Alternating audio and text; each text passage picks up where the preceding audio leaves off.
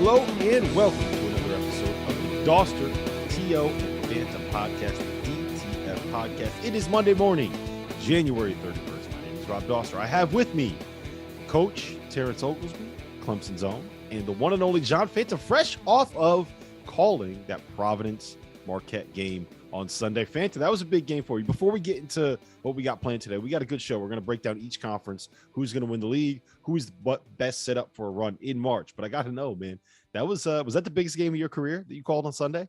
Yes, it was. It was an electric atmosphere and a down-to-the-wire finish, punch for punch, heavyweight bout between Providence and Marquette, a top 25 matchup that lived up to its billing. And it was a pleasure to be on the call for Fox Sports with my man, Vin Parisi, who we've been able to develop as a team this season and have loved working together. His basketball acumen is sensational. He's a guy that has close ties with Rutgers, worked under Gary Waters, worked under Kevin Willard when Kevin was at Winona.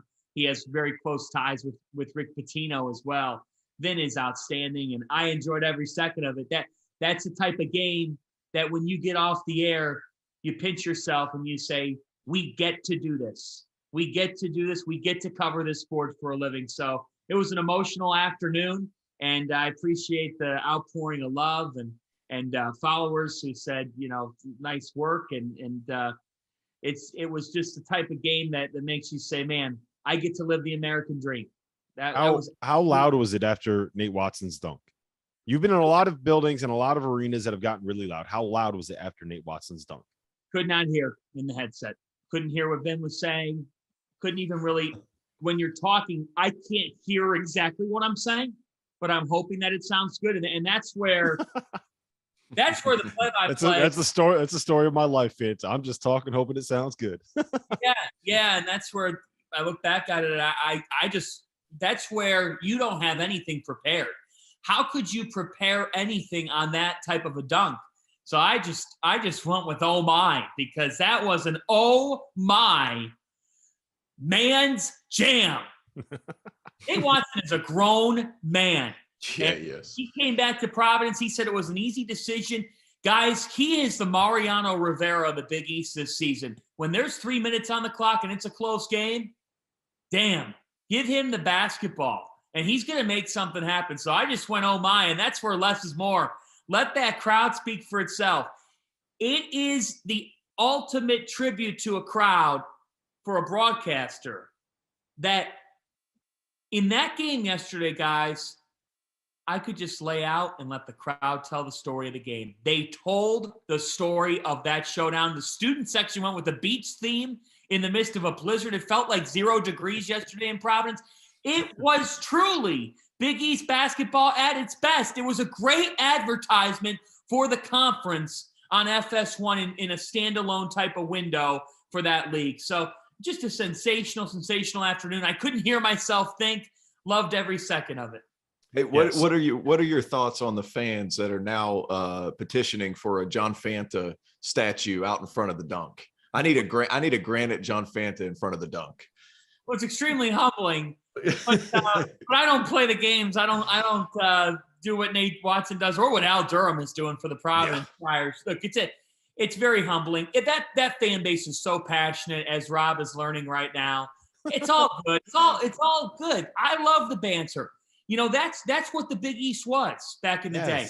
Before the game yesterday, Marquette and Providence were jawing at each other. They were going at each other at midcourt.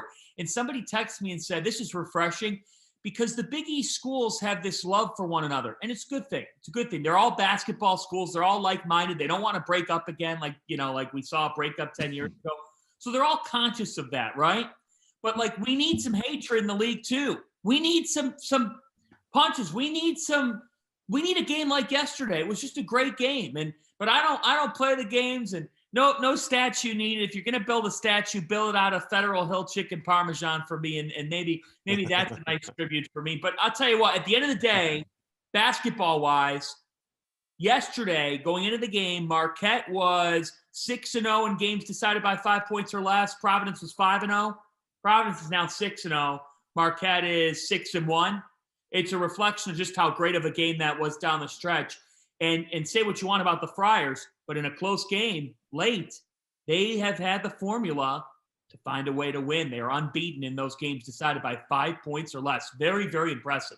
Yeah. All right. So let's dive straight into it. We'll start with the Big East since we're already on the topic. What we're going to do in this show is kind of go through the teams at the top of the conference, kind of figure out who we think is going to win the regular season title, or at least on track to win the regular season title in each of these conferences, and also talk through who we think is best set up for a run in March. So right now in the Big East, Providence is sitting at 8-1 in the conference. Villanova is 9-2.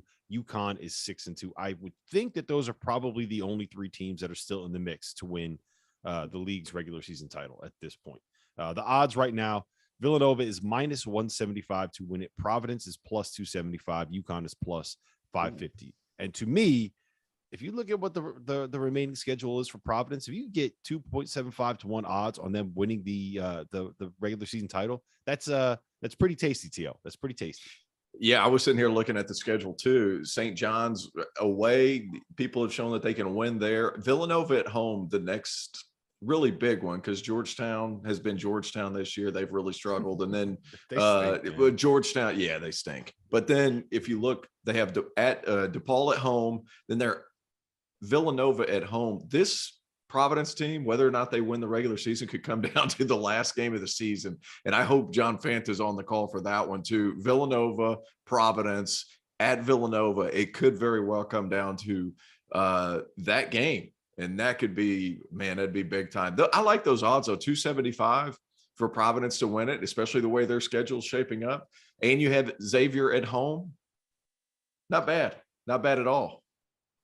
Yeah, I don't see any way you could bet on Villanova with this number, simply because Villanova has to play UConn twice and they have to play Providence twice, and they're already a game behind Providence.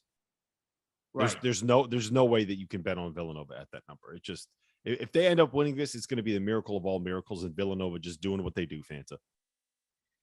Well, it's hard to call anything that Jay Wright does in 2022 a miracle, but I understand what you're saying. Here's the thing. I think the next 48 hours are going to tell a big story of who wins this league, because St. John's is not playing that home game on Tuesday night against Providence at Madison Square Garden. That game's back in the old gym. It's back in Carnesecca Arena. You are 48 hours removed from a real signature win that took a lot out of you, Providence. And now you got to travel to Queens, and that is a late night game. I believe that is a 9:00 game at Carnesecca Arena. I think it's a huge trap game for Providence. I really do. St. John's matched up very well with them at the Dunkin' Donuts Center, just could not finish, a theme for the Red Storm this season. But I think it's a trap, guys. I really do, because I could see Providence going in a little bit fatigued and coming into Carnesecca. It's hard to get up for a game in there. And I think that could be a trap game. If Providence wins that game, I truly feel it's there for the taking. It is there. It already is. Like, they should win this league. The way it sets up, they are likely not going to be able to reschedule some games that could present some very tough competition at Creighton, home to UConn, at Seton Hall. That's beneficial to them. But look, they've done their part. They're 8-1.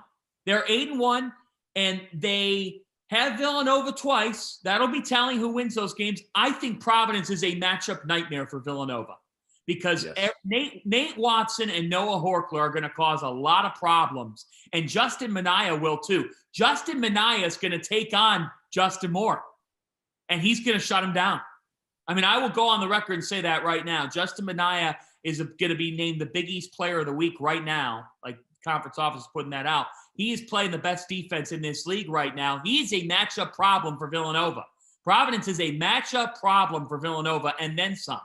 But the next 48 hours for me are huge, because it's an opportunity for Villanova to gain ground. But what happens Wednesday night, guys? And T.O., I can sense you're tingling with excitement here. It's a 10 Eastern time start, 10 o'clock Eastern time on Wednesday night. I'm going to be looking at this as I'm doing After Dark. Villanova's at Marquette. At Marquette. Not long removed from that 3-point loss at home to the Golden Eagles. Marquette could beat Villanova again, and Marquette coming off a loss, they're going to be angry. That is a huge game in Milwaukee. Because if Villanova loses that game, I'm curious to see where the door opens, because I think the door could open for the Connecticut Huskies. Could UConn still win the Big East? Hell yeah, they can. They've won 5 in a row. They could win 6 in a row. UConn's got to win at Nova on Saturday for us to take them that seriously. That's a huge game on Saturday at high noon. I say Providence will win the league, but the discussion that you're going to get to about March Madness is a different level of discussion. But I'll go with the Friars, but I could see the Friars losing at St. John's. I think it's a very big trap game. And I think Villanova at Marquette, there's a prime opportunity for the Wildcats to gain some ground. But will they do it? That's a hard game at Marquette. Yeah, I'm worried about Providence making a run in March just because they are one of these teams that is very much the whole is greater than the sum of the parts, right? I don't think that there's an NBA player on that roster, T.O. I don't know about you, but I don't know if there's a guy that's going to play in the league on that roster. Maybe Nate Watson just because he's so damn big and physical. But when you're talking about who's going to find a way to win games in a tournament setting, in a one-off setting against the best teams in college basketball, I think that at some point you just got to have some guys that can go out and win a game for you by themselves. And I don't know if Providence necessarily has that, but I will tell you this right now, their future on winning the national title is plus 12,000, which means it's 120 to 1 odds. So if you bet $100 on them, you will win $12,000 if Providence wins the national title. And here's what happens at Bet Rivers. If you do that and they make a run to, let's say, the Sweet 16 and the odds change, you can cash out. So I do think that if you're bullish, if you're a Providence fan and you're bullish, drive on over to the state of Connecticut where Bet Rivers is legal, right? And go buy yourself a ticket and put something down on Providence winning the national title at 120 to 1 odds. That's insane. Yeah. That number is insane. 120 to 1. T.O., who in this conference do you think is best set up for a run in March? I think Providence, because they defend, could win a game or two in the tournament. But the team that I look for, I think Xavier can. I'm sitting here, I'm looking at their roster. Paul Scruggs is a dude, and he's a guy you can put the ball in his hands and he can make something happen at the end of games. And we all know in the tournament, the last 4 minutes of the game is huge.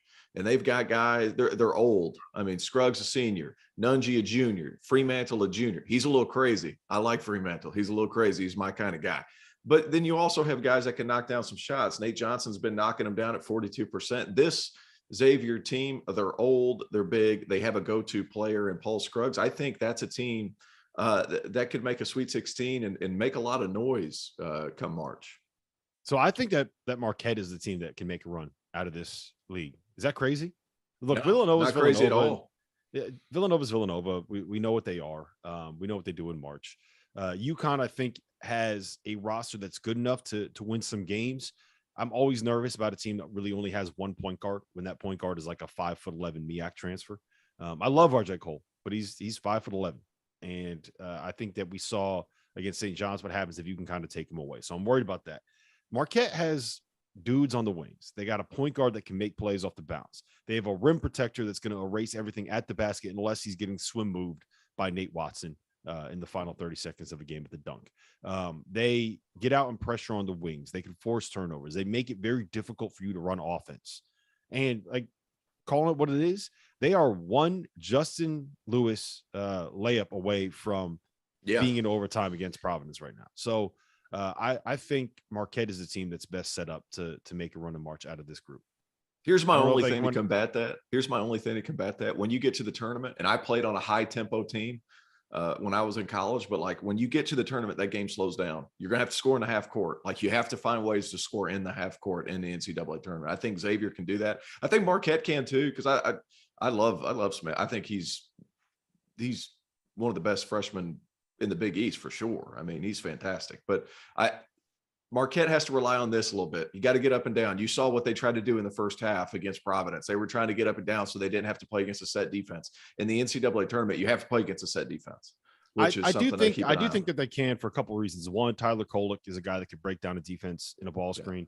Two, Justin Lewis is a guy that you can give the rock to and let him go. Yes, and Darryl Marcel can do all of those things. And they got shooters on the perimeter. So I actually do think that they can. I think if they've started to figure things out a little bit here in the Big East. Fanta, real quick, you got 1 minute. Give me a take on who you think is the best setup for a run out of this conference.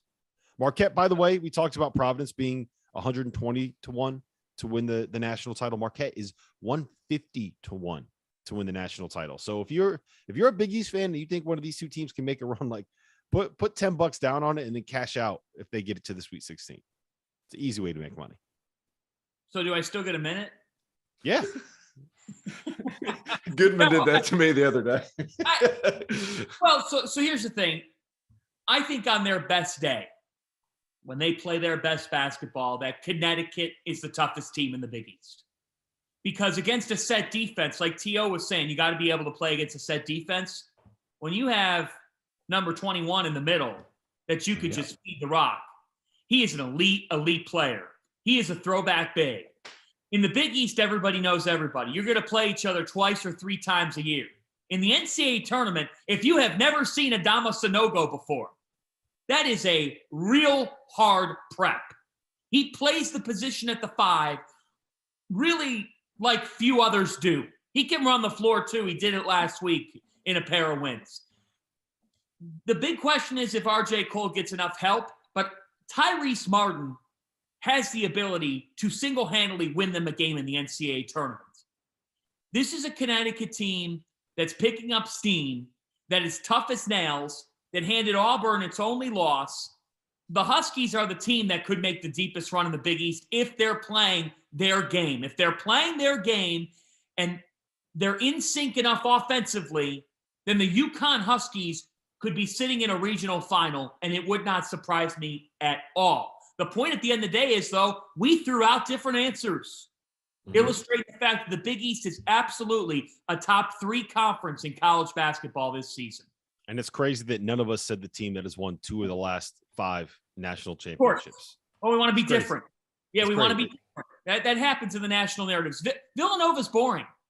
Like, Villanova's not. They are. Villanova's not sexy. They're not glamorous. They don't need to be. It's because you took away Jay Wright's suits. I should drink every time somebody says that. But like, they don't need to be. Fanta, we need you sober, my friend. We need you sober, my friend. You're right, though. Villanova is not sexy. Villanova is oatmeal when everybody wants bacon and eggs. That's what it is. They just keep winning. Okay. Yep. All right. So let's move to the SEC because I think that one is really interesting. I don't know how you can pick anyone other than Auburn to win that league title just based off of what they have left on the schedule. They get Alabama at home, and then the rest of the way they don't really play anybody. Right, they have to play at Tennessee, but those are the only 2 games where if Alabama plays their B+ game, if Auburn plays their B+ game, I don't think that anybody else can beat them down the stretch of their schedule. So I think that they're probably going to end up winning the conference title. What I do want to talk to you guys about, and T.O., I'm going to go to you first on this one. Is Kentucky better set up to make a run in March than Auburn is at this point? I mean, we just saw what they did to Kansas in Fog Allen Fieldhouse. You don't go into the Fog and beat them by 20. Kentucky went to the Fog and beat Kansas by 20. His name is Oscar Tshiebwe. That's the reason, because nobody has anybody that's going to match up with his intensity on the boards. They're going to be able to control the boards every single game. Now, teams kind of figure whenever you can scout Kentucky, you can find ways to kind of slow them down, take away the advanced pass, get back against Severe Wheeler. But Oscar Tshiebwe is going to keep them in games because he's going to control the boards. The key to this game is who showed up against Kansas. I mean, that's what comes down to. It was Keon Brooks. Keon Brooks. I mean, the way he played, if he's able to sustain that, we know that Ty Washington's really good. We know what Severe Wheeler is going to bring. We know what Kellen Grady's going to bring. If they're able to get those kind of games out of Keon Brooks, and that doesn't have to be 27-8. It has to be, 12-10, 12-8, something of that nature, just to help solidify the interior for Kentucky. I think they can be that. And those guys, man, so much talent. The bench worries me for Kentucky. The bench worries me, but referees swallow their whistle a little bit in the NCAA tournament. I like Auburn better than any team because they play hard consistently, and you never really know how they're going to get their points. They just figure it out. Besides Jabari Smith, they just figure out how to score. I think Auburn, Final Four. Said Final Four since the beginning. Even said it by accident.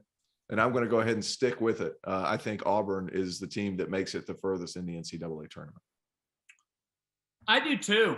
I'm not moving off Auburn. Not right now. I think the SEC could have 2 Final Four teams. Hey, they could.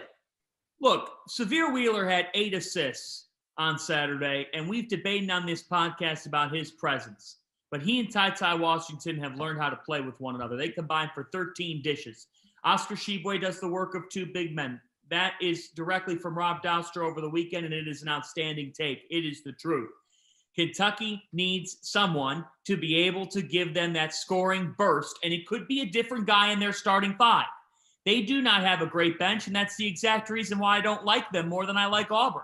Auburn has different guard options. They have a guy that could come off the bench in Wendell Green and could go off for them, but he doesn't need to for them to win. KD Johnson, his aggressiveness is why Auburn could make the Final Four. He gives them plays that nobody else can give a team. That's what I think of KD Johnson, guys. The energy is nonstop. Auburn's rim protection is elite. I think it's straight up disrespectful, actually, that someone says that nobody could develop a way to battle with Oscar Tshiebwe. Auburn could. Auburn's done it. Auburn's not afraid of Oscar Tshiebwe. Walker Kessler and Dylan Cardwell play the position well enough that they could hang in there. Jabari Smith is the number one pick in the NBA draft. And Rob said it himself. You got to have an NBA player sometimes to get it done in March Madness. Auburn's got that too. Depth in guard play, NBA talent, rim protection, and one hell of a coach.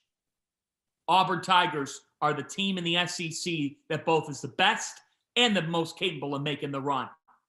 Yeah, so I agree with that, but I still do think that Kentucky is set up for March. I think that they are one of the few teams that is kind of matchup proof in terms of who they're going to end up going up against. I think that the way that Kellen Grady has kind of stepped up as a shooter to space the floor, they've figured things out a little bit with Severe Wheeler.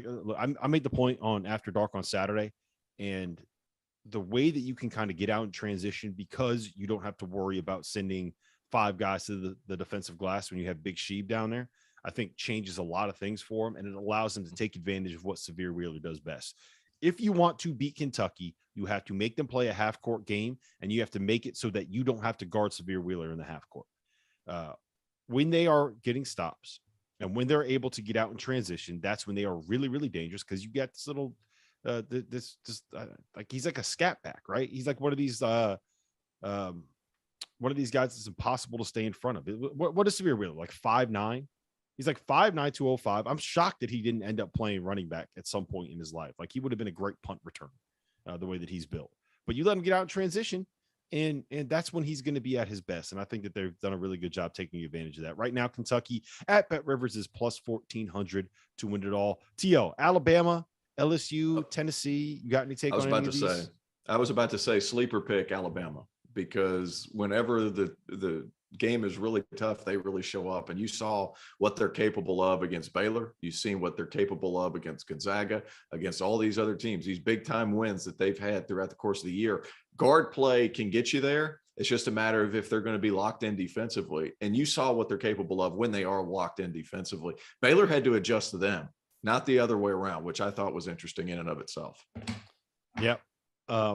Alabama is definitely a team that can make the Final Four if they can get out of the first round of the tournament. Yeah. It's so funny, man. Like I don't think I've ever seen a team that plays to the level of competition the way that Alabama plays to the level of their competition. Speaking of which tells you they hope they get a 8-9 seed. If they get an 8-9 seed, then that first round's tough. Then that second round's even tougher, and then you're able to keep it everything's seeding, everything's matchups, but surely to God, Nate can get them focused for NCAA tournament game. But it just depends on who they play. It's the craziest thing. Yeah. All right. So talking about Alabama and Kentucky is a perfect segue to getting into the Big 12, where right now we have Kansas, Baylor, and Texas Tech. It looks like they're probably the three best teams in that conference. The way the standings shake out, Kansas is currently sitting at 6-1 in first place in the league. Baylor is sitting at 6-2, a half game behind them. And then you have Texas Tech and Texas both at 5-3, and TCU sitting in there 3-3, fifth place in the conference. I don't think anybody saw that one coming from the Horned Frogs. So, Fanta, I'm going to you first on this one. Kansas plus 125 to win the Big 12 regular season title. Baylor is plus 175. Texas Tech plus 500. Hot take, they might be the best team in the Big 12. Talk to me about this conference. Well, man, Texas Tech. I don't think they're the best team in the Big 12 because I still don't trust them offensively enough on a consistent basis. But then again, I could say the same thing about Baylor and Kansas. Just look damn flat. I have a gut feeling that Baylor's going to end up winning the league. I think that they are going to remind us here down the stretch of just how good that they can be and that they are. And I trust Scott Drew and what he's done on the good days for Baylor. And I think you just got to have James Akinjo, Adam Flagler, LJ Cryer in a rhythm, and back into a rhythm. I think Baylor's level of physicality. And healthy. That's the big thing. They got to be healthy too. And healthy, and they haven't been healthy. Like we know right now, or maybe we don't know, but I know this, that if Baylor's 100% healthy and in rhythm offensively, they're the best team in the conference. They might be the best team in the country still. Like they're in that argument. They're still in that conversation. I'm not taking them out of that. I think Kansas, I don't see Kansas winning the league because I don't like Kansas's supporting cast. I don't think that they're doing enough to support Ochai Agbaji.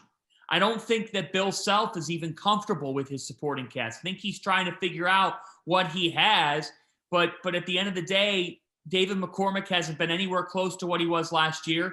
Kansas's point guard play is a mystery. It's a complete mystery. That is a huge problem. Like, if you want to win your league, you have to know what you have at point guard, right, guys? If you had no other position figured out, you better have your position at the one figured out. You know, like that could cover up so many deficiencies. Instead, it revealed them. Kentucky's guards flourished against Kansas. Kentucky's guards got wherever they wanted to go. I don't trust Kansas to win this league. I like Baylor to end up winning the conference. I think that they end up doing so. And I'm not buying into Texas Tech as the Big 12 champion. I'm not doing that. Give me Baylor to win the Big 12. I'm with that. Baylor to win the Big 12 for all the reasons he said. I'm sitting here and I'm looking at the rest of their schedule. Saturday, they have one tonight, West Virginia at home, kind of a rebound game. West Virginia hasn't been as good as what people thought they were going to be. They can get back on the right track there. And then they've got a whole week, probably a day off Tuesday.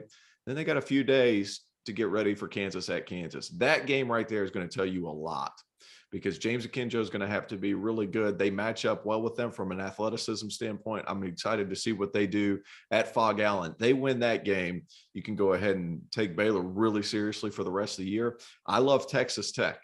I love that team. I'm interested to see how it goes tonight. Or tomorrow. I'm so mad that I'm not going to be able to go down there because there's no good way to get down to Lubbock. I was started looking at planes to get there. I had to make like 4 connections, like in towns that I've never even heard of, to get to Lubbock. So I'm not going to be able to get there. Like where? Where were you connecting? No, I don't know. But you get what I'm saying. Like they just wait. You're telling me there aren't direct flights from Clemson, South Carolina to Lubbock, Texas? It feels like there's like 2 and 3 connections and $1,000 because I might have been the only person on the plane. Maybe not this week, but you get what I'm saying. Like there's no good way to get to Lubbock. I'm just not going to be able to do it because I have to call the game on Wednesday. I didn't think I'd be able to get back. You know what? T.O., you need to start a country band, right? And your first song needs to be "There's no good way to get to Lubbock." There's no good way. There's no good way to Lubbock. There's no good way to get to Lubbock. Oh man, it sounds like. By the way, how is Brian should be singing? How the Texas Texas game? I just looked. I couldn't believe that was on ESPN too. That might be the highest rated college hoops game on the Deuce of the season. You know, like I know we're talking conference champions, but like Rob, covering this sport for the time you have, where does Texas rank on Tuesday night in terms of intensity and all that stuff? In terms of how insane the environment's going to end up being, like it's way up there. And that's simply because one, the good folks of Lubbock, Texas, and the students at Texas Tech University are absolutely insane. They are out of their minds. I think that entire city has completely lost it. 2, they do not like Chris Beard at all. They do not like him at all. I don't understand that. Now, why? Because it's because he when he got the job, he said it was his dream job. He's a guy from West Texas. Like that's kind of he was built for that program, and then he ditches them for Big Brother up the road in Austin, right? Like there's a little bit of I think there's a little bit of I don't know if like inferiority complex is the right way to phrase it, but like Texas Tech, they don't like Texas because they look at them as like that's the big prestigious university, the flagship of the state, where all the smart people go that think that they're too good for whatever it is. Does that make sense? Yeah, I'm kind of saying that. So I think that they look at that school like fuck those guys. Yeah, but I think and then the guy that built their program gets Right. up and leaves for the same amount of money, and so I think that there's a little bit of they feel betrayed. Is probably the best way to phrase it. And I love that Texas Tech gave the job to Mark Adams, that he's going to come in and have a chance to go in and win this thing. Because look, I do think that they're built for making a run in March. When Baylor's healthy, I think that they're probably the best team in the conference. I would bet on them to win the league at plus 175. I said it before in the preseason. I would bet on them. It was plus 750 for Baylor to win the Big 12. I told you to make that bet. Hopefully you listen to me. Wow. I think that they're suited for beating Kansas. I think they match up perfectly against the Jayhawks. And as long as they don't have to play 8-on-5 in Fall Allen Fieldhouse, I think they're going to get that win on Saturday. But Texas Tech, to me, is just the way that they can switch everything and create matchup problems, and they don't let you run their offense, and that no middle defense that they play. It's very difficult to prep for that if you're not expecting it and you haven't seen it before. So I think that they have a very good chance to make a run in March. They're plus 500 to win the Big 12. I wouldn't make that bet, but they're plus 3,000 to win the national title. Now, I don't think they're going to win it, but that's another perfect example of one where there's value on the value on that line, and you can bet it, wait until they make a run and end up cashing out your bet and profiting. So Texas Tech is who I agree. I agree 100% with that. I feel like Texas Tech could be an Elite Eight team because they're going to be able to match up with anybody, even these mid-majors that can shoot it. Like they're so switchable, so big. That defense is hard to change. The ball's hard to change sides of the floor. Like they're going to make it really hard on some of these Cinderellas because of their way they play. And a lot of these Cinderellas rely on the long ball, undersized three-point shooters. They have the ability to guard all those guys and be so switchable and make it really tough on you. Hey, you know what if we all lived on the same street, T.O., which would be dangerous. That would be dangerous. Rob just did the comparison of like you and me out front of our houses mowing the lawn, like, you know, putting the work in. And he brought up the Baylor future, the plus 750. I'm just imagining, I don't know, he threw $1,000 on it or whatever. He just did the comparison of like driving by in a brand new Hummer limo right down our street and looking out the window and going, "Hey guys, what's going on?" That's right. Drink some. That was a terrific victory lap. Look, you called that. And by the way, the fact that I just heard plus 750 for the reigning national champions, I don't care who you got. Like that was a great value. Very, very well done there on that take. And I think it also reflects, like, you know, we've talked about Big East now, Big 12, Southeastern Conference. What does it say that we're coming up with different answers? It says that college basketball is really healthy. That if the sport went into a physical with a doctor right now, the doctor would look at it and say, "You're healthy as an ox." Yep. Hey, the disbursement of talent with the extra year. The disbursement of talent with the extra year is huge. Yep. And so speaking of all of us coming up with different answers for who's going to win a league, let's get to the Big Ten, which is probably the drunkest conference in college basketball this season. The way it stands right now, Illinois is sitting in first place in the league with an 8-2 record. Wisconsin tied for first place with an 8-2 record. Michigan State sitting in second place, 7-2 record in league play. Purdue is sitting there at 7-3. Ohio State, after that loss to Purdue yesterday, is 6-3 in the conference.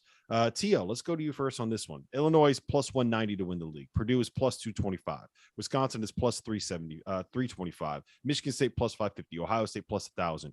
Who in this league do you think has a chance to win the conference? Who are you putting your money on? You got to bet your house. I'm still on going Purdue. I'm not changing it. Purdue. Just too many weapons, too many guys. You saw what they can do, and they have a go-to player on the perimeter in Jaden Ivey, who hit a huge shot against Ohio State at the end of the game, his All-American moment. And then they just present too many matchup problems. I know the Big Ten's good. It's really good. I'm not sure. Last year, the Big Ten was great. Is it great this year? I don't think so. I think like there's 2 or 3 other conferences that are right up there with it. But I think I like Purdue. I like the way the direction they're heading, and they needed to establish a go-to guy on the perimeter. And Jaden Ivey slowly developing into that role.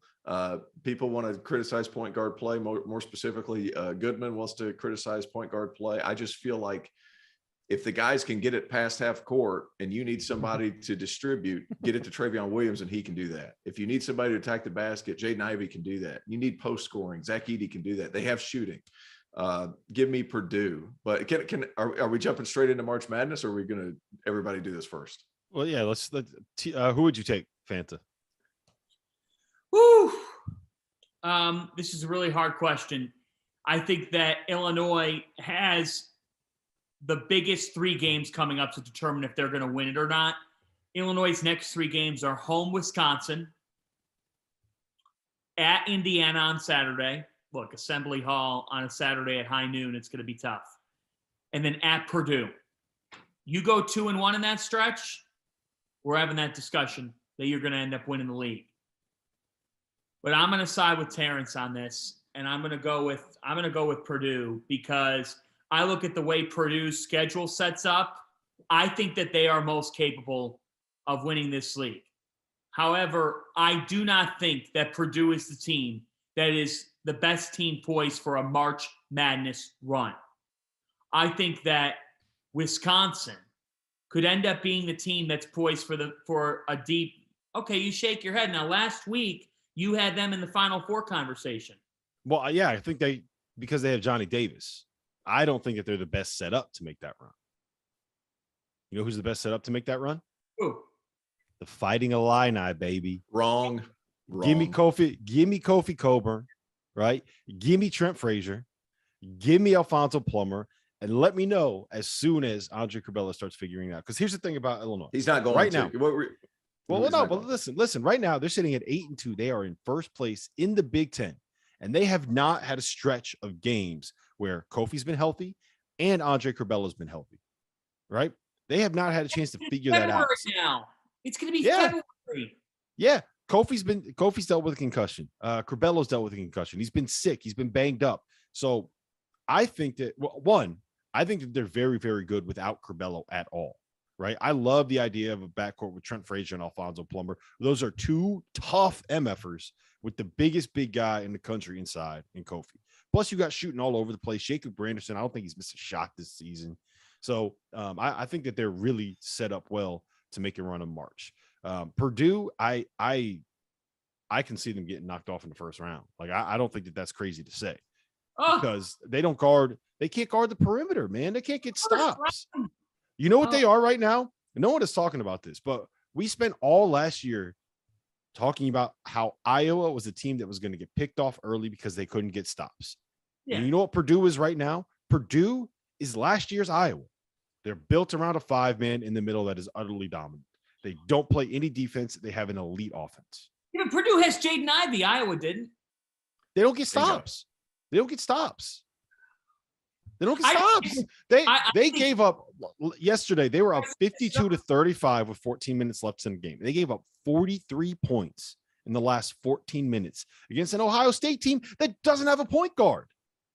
They made Rob Finney and Xavier Johnson look like Steph Curry and Klay Thompson.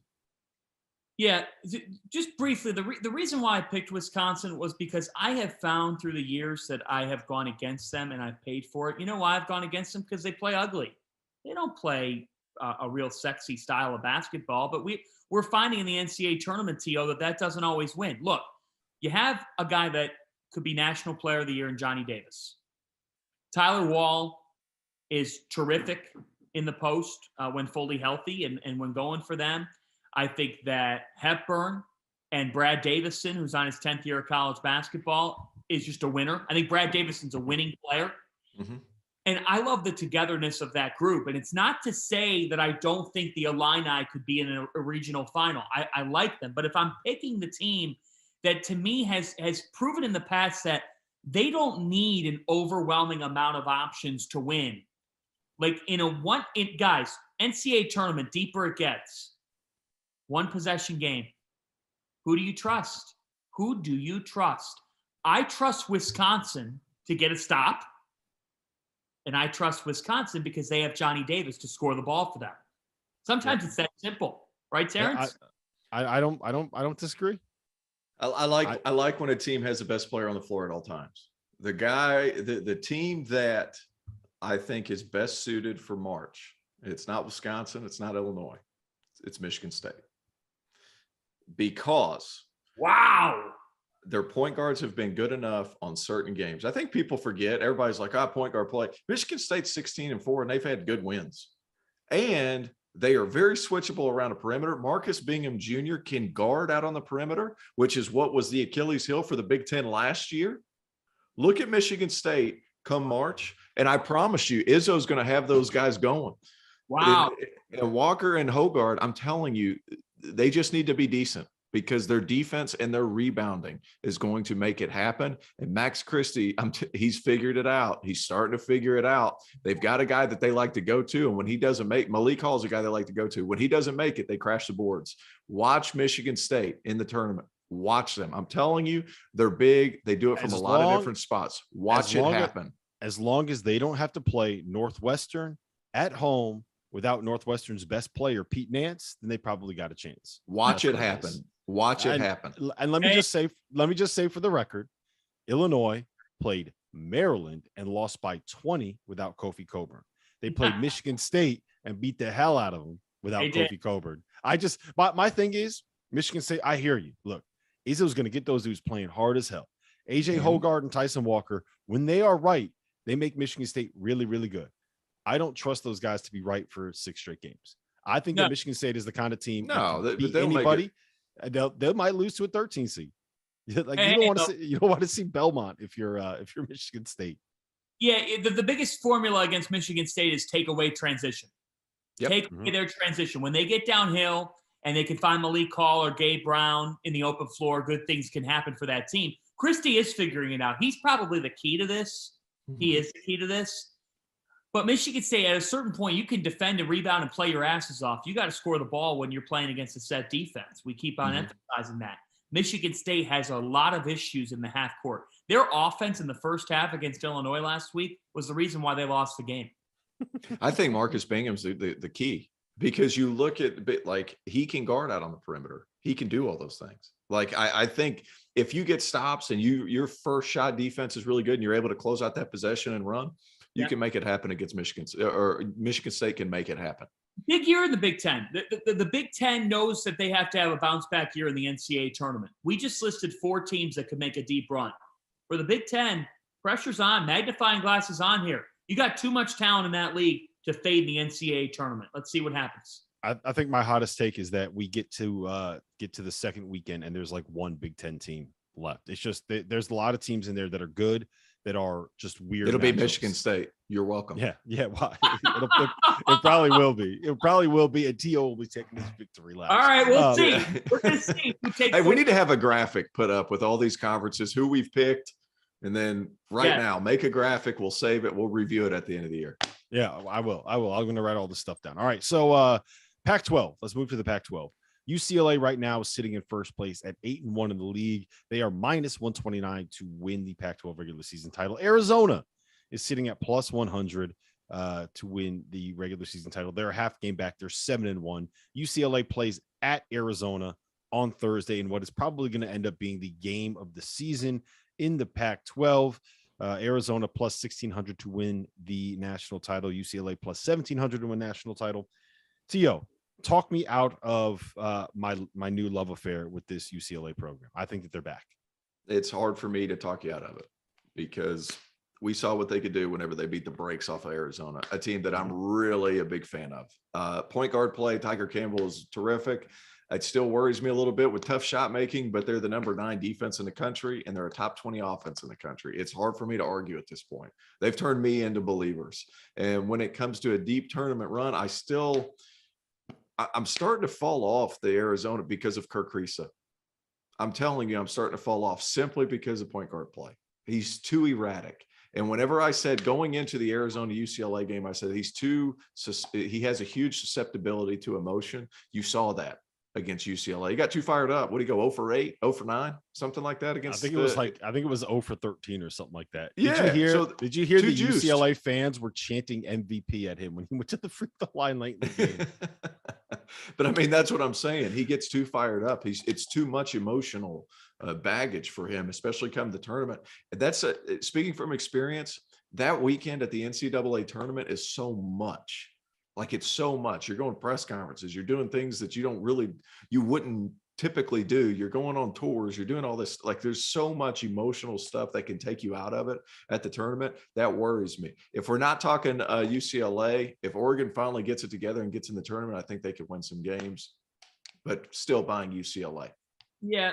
And what Kerr Kriisa lacks and what Arizona lacks at point guard play, Tiger Campbell makes up for with UCLA. Exactly. Mm-hmm. UCLA has a point guard. Tiger Campbell's the first 3-year point guard for the UCLA Bruins since Darren Collison. I mean, that really speaks volumes about what he's been able to package together there. Get this. On Saturday, UCLA's coming off a motivated win earlier in the week over Arizona. You think letdown spot, you still don't have Johnny Juzang. UCLA shoots 4 for 29 from 3. That is horrendous. 4 for 29 from 3. So you shoot that poorly, you should be able to rebound the ball, right? They got out-rebounded. Stanford out-rebounded them. Jaime Jaquez scored 3 points. UCLA blew out Stanford, 66-43. It's a perfect illustration of what defense does. That when you defend, it can take you anywhere. UCLA is elite on the defensive end of the floor. They have a signature shot maker in Jules Bernard. I think that he is such a key piece to the puzzle. And they have constant point guard play from Tiger Campbell. As long as their front court holds it together.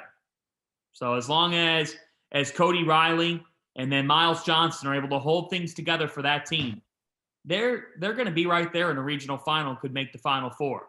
I'm not talking Douster off UCLA because they're the best team in the Pac-12, and they showed us last year that they could make it there. If you showed us last year, considering all the circumstances of the NCAA tournament, no reason why when you're playing out on the West Coast in front of your fans, you're going to blow it. You know, they're going to get – that's a big thing in the NCAA tournament this year. We return to the regionalization of that first weekend. The Bruins are going to benefit. They're probably going to be in San Diego. Mm-hmm. Yep. Thursday. Yep. I think the big game Thursday. I think the big thing for UCLA is going to be, one, getting Jaime Jaquez back to the point where he is healthy. He's got like some ankle thing that he's been dealing with for a couple weeks, and he just has not been himself. I think you mentioned he had 3 points against Stanford. I think he only played like 7 minutes or something. He did. He only played 7 minutes. So he only plays 7 minutes. There's no Juzang. You shoot 4 for 29 from 3. You still win the game by 20. Mm-hmm. And as big of a game as it is on Thursday, guys, who do you trust more to win the conference and not stumble to a team in the Pac-12 that you shouldn't stumble to?